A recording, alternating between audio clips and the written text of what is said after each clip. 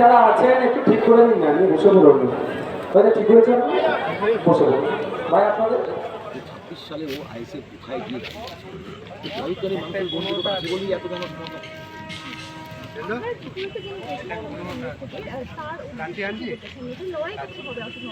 আমি তো এখন মানুষ বলছে যে উনি আসলে লড়াইতে থাকবে। এই যা লোকের উপস্থিতি, এটা 2021 সাল নয় যে করোনার সময় আমাদের তাপসদার কোভিড হয়ে গেছিল, এক প্রকার চুরি করে নিয়েছে। 2026 সালে বামপন্থী আইএসএফ তুলনামূলক অনেক বেশি শক্তিশালী হয়েছে। সাধারণ মানুষের উপস্থিতি এটা প্রমাণ করে দিচ্ছে। ভোট কেন্দ্র থেকে শুরু করে করোনা কেন্দ্র পর্যন্ত আমরা ইঞ্চিতে ইঞ্চিতে বুঝে নেব, কেউ আমাদের একটা ভোট চুরি করতে পারবে না। আপনাদের চলে আসতে হবে, মহিলারা বসে আছে, আমি একদমই সহ্য করতে পারি না, মুখে কিছু ভাষা বেরিয়ে পড়তে পারে, বিপদ হয়ে যাবে।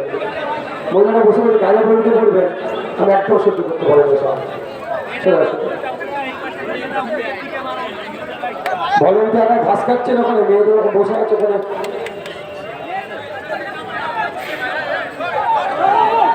আজকে আপনারা উপস্থিত হয়েছেন অশোকনগর বিধানসভায় নির্বাচনী জনসভা, বামেদের সমর্থনে আইএসএফ মনোনীত প্রার্থী।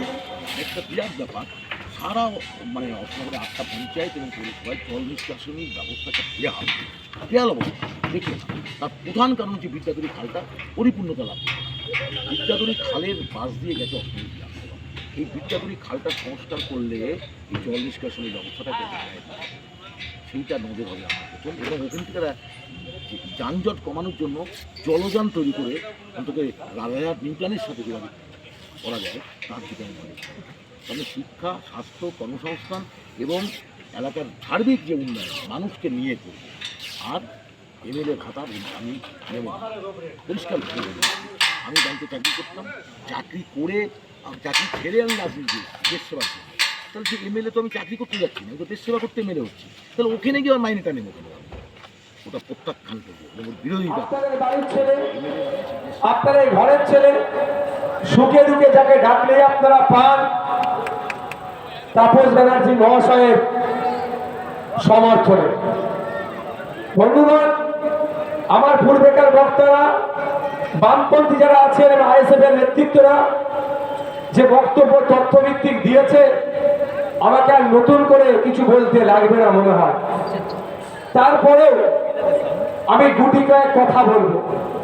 প্রথম কথা হচ্ছে, আগামী 5 বছর এই অশোকনগরের মানুষের সুখে দুঃখে, চাওয়া পাওয়া, অভাব অভিযোগ কে শুনবে এবং আইনসভা সহ কনসার্ন ডিপার্টমেন্টে তিনি যে পৌঁছাবেন তাকে আপনাদেরকে নির্বাচন করে বিধানসভায় পাঠাতে হবে।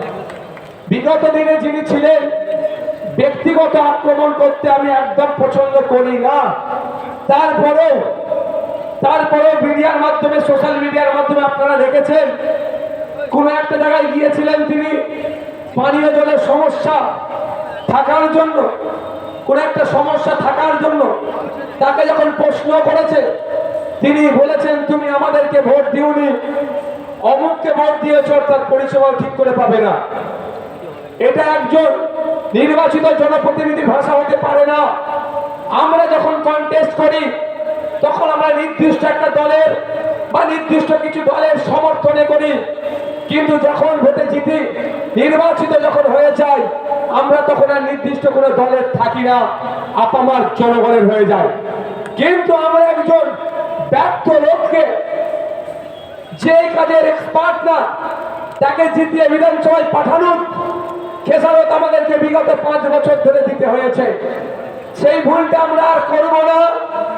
আগামী 5 বছর ওএনজিসি থেকে শুরু করে অশোকনগরের টেক্সটাইল যে সমস্যা আছে সেটা থেকে শুরু করে এখানে দলিত আদিবাসী মতুয়া ভাইদের সমস্যা, সংখ্যালঘুদের ভাইদের সমস্যা, শিক্ষার সমস্যা, স্বাস্থ্য ব্যবস্থার সমস্যা, যোগাযোগ ব্যবস্থা,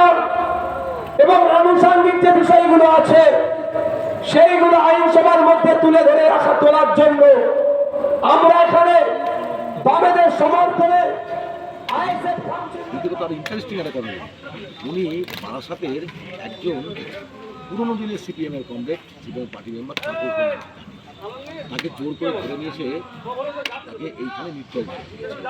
এবং জেলা পরিষদের সভাধিপতি তো উনি ওখানে বসে রাত 9টা অবধি সেটিং হয়েছে, ওকে ভয় দেখিয়ে তার কেন তাপস ব্যানার্জি নামে আগে যদি দাঁড় করা ধরে বলছি, কারণ তাপস ব্যানার্জি যদি ভয়ই না পায় তাহলে খুঁজে তাপস ব্যানার্জি কেন সুমহিলা নয়, বিজেপি পক্ষের সুমহিলা, তাহলে সুমহিলা নামে কাউকে দাঁড় করেনি, দাঁড় করেছে তাপস ব্যানার্জি নামে একজন নির্দল, তাপস সর্দার নামে একজন, তাপস নামটা ভয়টা তাপস অসম্ভব বলছে তাপস দিচ্ছে।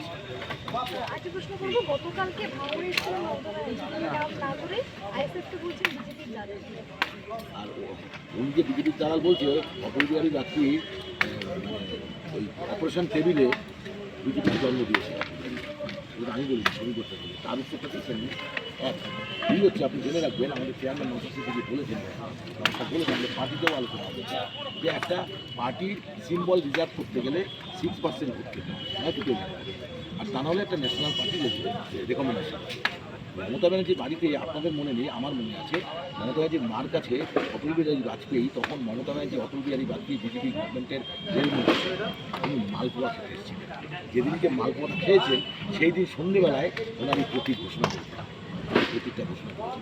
তাহলে বুঝতে বাকি থাকে কি যে বিজেপির সাথে তৃণমূল এক না দুই, এবং তিনি তো নিজেই বলছেন অটল বিহারী বাজপেয়ীর বিজেপি ভালো, আরএসএসের পুরনোরা ভালো, এরা খারাপ।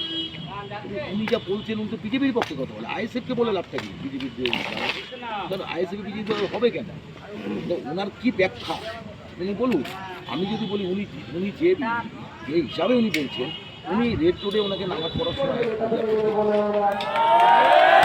বুঝে গেছেন না, আরো খুলে বলতে হবে। ঠিক আছে চলুন, এবার যে যেখানে আছে ফ্ল্যাশটা জ্বালান, একটু স্লোগানিং হবে, দাঁড়িয়ে পড়ুন।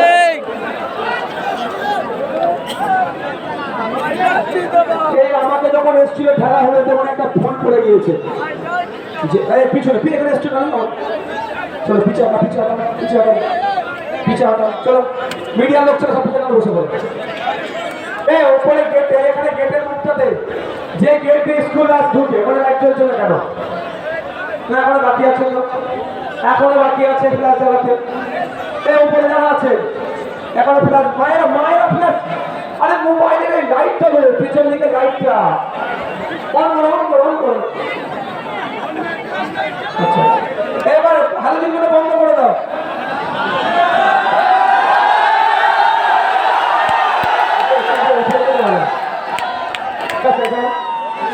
ঠিক আছে সোনালি হবে।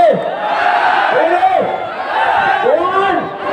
2 3 ইনক্লাব, ইনক্লাব। চাল চোরদের বলে দিন, একাপ চোরদের বলে দিন, দেবত্ব সম্পত্তি চোরদের বলে দিন,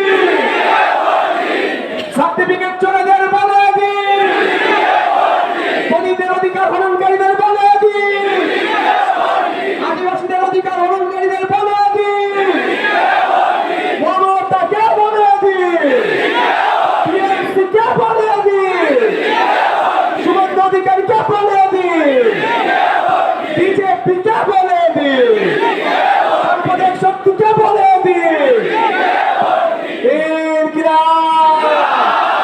আগামী 29 এপ্রিল আসছে দিন, আগামী 29 এপ্রিল আসছে দিন, দিকে দিকে বলে দিন, মা বোনেদের বলে দিন, ভাইদের বলে দিন, পড়াই পড়াই বলে দিন, ভোট দেবেন গুলকানে, বাবাইক্য জিন্দাবাদ, বাবাই সেবৈক্য জিন্দাবাদ, বাবাই সেবৈক্য জিন্দাবাদ, ইনক্লাব জিন্দাবাদ, ইনক্লাব জিন্দাবাদ।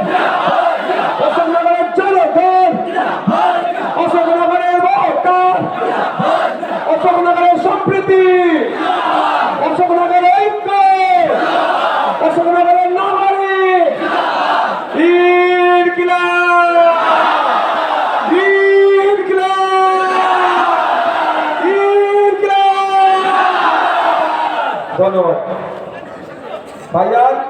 ভাইয়ের আমার, আমি যাবো, একটা প্রোগ্রাম ধরতে হবে কালকে হাতে